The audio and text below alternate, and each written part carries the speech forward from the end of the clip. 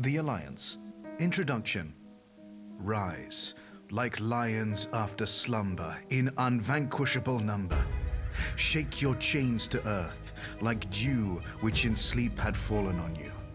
Ye are many, they are few. Percy Bysshe Shelley, The Mask of Anarchy, 1819. I've read your speech a dozen times, Mick. We can't use it. Sure, we could sound off about self-rule and freedom from tyranny and the dignity of the working man/woman, and the young hotheads would lap it up like they always do. I'm not saying we don't need that stuff, but we mustn't forget it's just marketing. A shiny wrapper. It's not enough. If we're going to make the alliance of independent systems happen, we need more than tub-thumping speeches from a war hero. We need to show our people that the damn thing can work. I want spending plans, dividend forecasts, surveyors' reports. I want data so dry you don't need to believe in it. The people are tired and heartsick. They've been sold dreams too many times by both sides, so let's not try to sell them anymore. It's time to wake up. Private communique from Meredith Argent to Mick Turner, founders of the Alliance. The Alliance is the youngest of the galaxy's three superpowers and is perhaps best understood in terms of what it chooses not to be.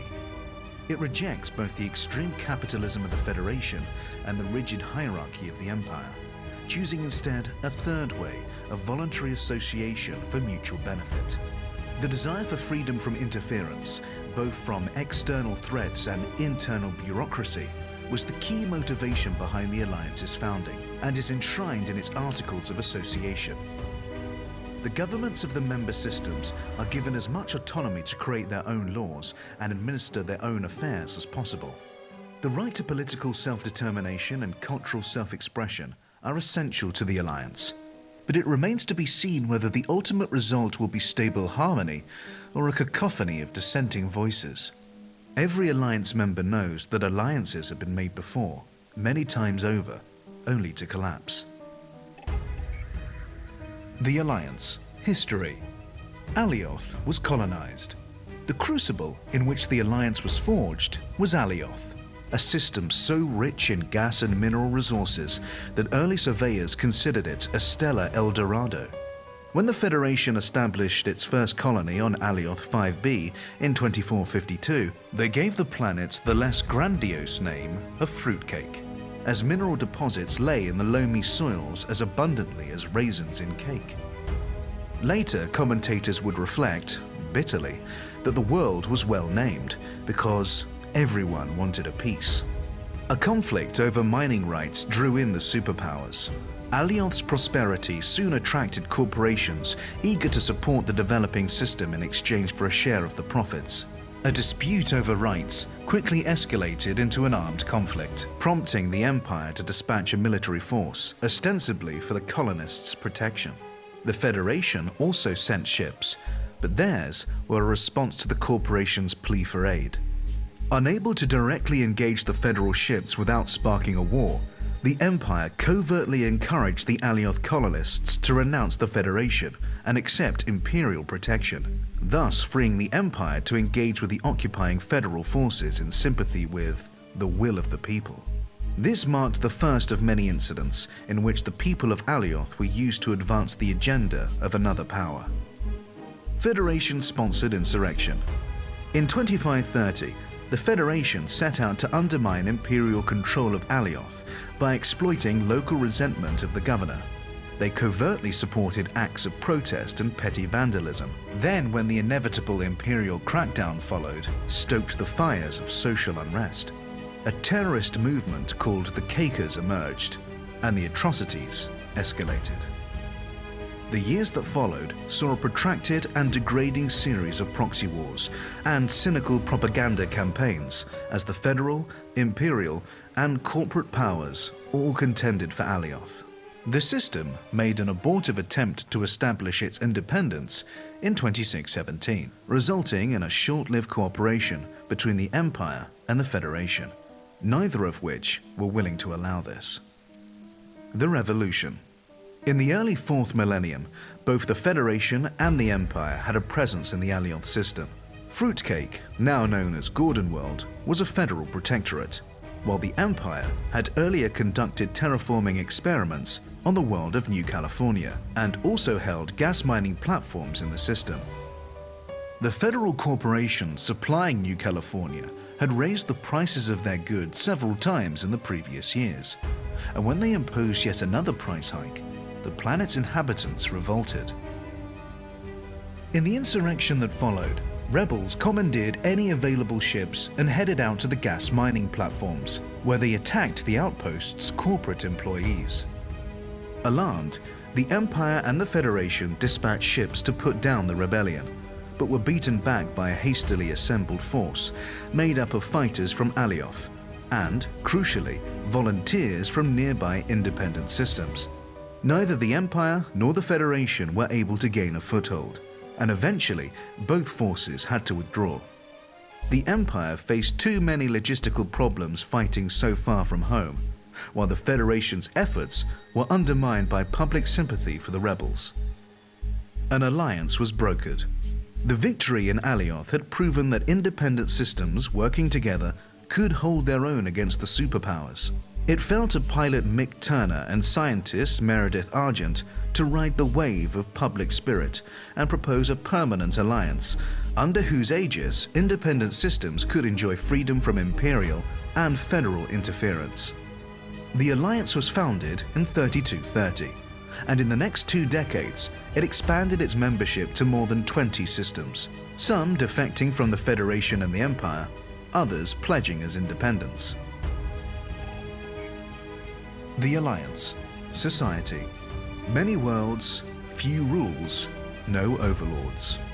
The Alliance's Articles of Membership are designed to unite the member systems with strong, straightforward bonds that allow as much self-determination as possible. Membership guarantees mutual prosperity through guaranteed free trade and security through the Alliance Defense Force, while leaving much of the business of government to the individual members. The Alliance Assembly acts as a central arbitration committee, helping to settle disputes between member systems. It also oversees formal arrangements between members, such as treaties, research goals, and mutually agreed policies. As no one system can be allowed to carry more weight than another, the Assembly frequently finds itself bogged down in endless back-and-forth negotiations.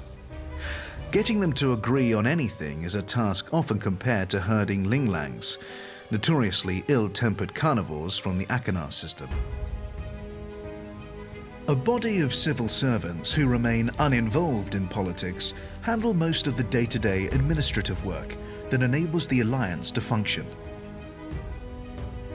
Conditional autonomy for member systems.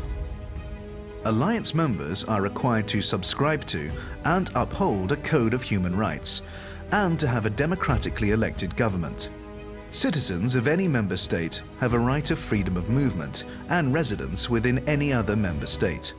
Furthermore, all member systems are obliged to give immediate military assistance to any fellow member when necessary.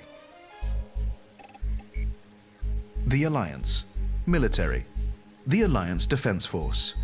While each Alliance member system maintains its own navy, all members are required to commit ships and crew to the Alliance Defense Force. This rapid response group usually remains within Alliance space, and its tasks vary from providing a beleaguered system with military assistance to evacuating settlements hit by natural disaster. A 6-member Council of Admirals oversees the Alliance Defense Force.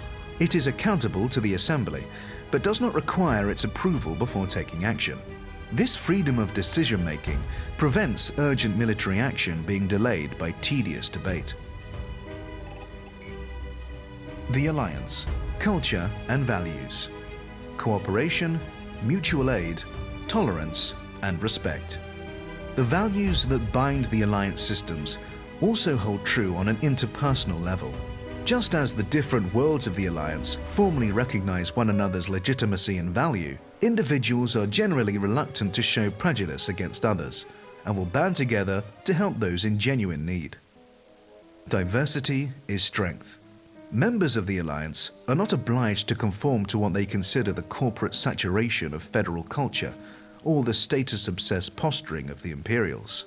Individual systems are encouraged to preserve and celebrate their own cultural identities. This approach results in a rich variety of artistic, literary, and dramatic output. Free to speak, free to protest. One curious cultural constant across the Alliance member systems is the way the citizens indulge their freedom to complain. They can criticize their governments without fear of repression, and they frequently do so. Previous experience of exploitation has left many citizens cynical, but possessed of a certain mordant humor and a willingness to take life as it comes. The Alliance. Diplomatic relations. The Federation. Alliance attitudes to the Federation vary sharply, depending on whether one is asking about the Federation's government or its citizenry. The government is seen as a hidebound relic, unable to arrest its slow decline into decadence, but the general populace are much more compassionately viewed. An Alliance citizen, proud of his or her own emancipation, is likely to have a rather condescending view of a federal citizen. They are characterized as ignorant dupes, kept satiated by mass-market entertainment and branded consumer goods. This is not seen as their fault, however. On the contrary, it is widely held that the Federation and the corporate barons deliberately keep the people in this servile state. The Alliance is more interested in enticing federal systems to join its union, thereby winning the moral war, than in exacting vengeance for the wrongs of the past. There has been too much violence already. The Empire. To the Alliance, the Empire is anathema.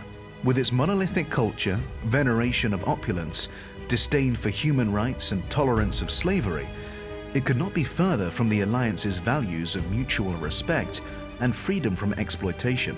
Yet, for all this, many Alliance members would rather deal with the Empire than the Federation.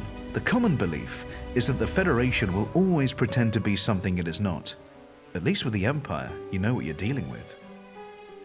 Most Alliance citizens view the emergence of a progressive movement within the Empire with cynicism. Everyone knows that the Empire is incapable of changing its ways. The whole imperial social model is an imitation of the past. But some in the Alliance nevertheless welcome the ascension of the first female emperor. The edifice may not be about to crumble, but such a profound change cannot be ignored.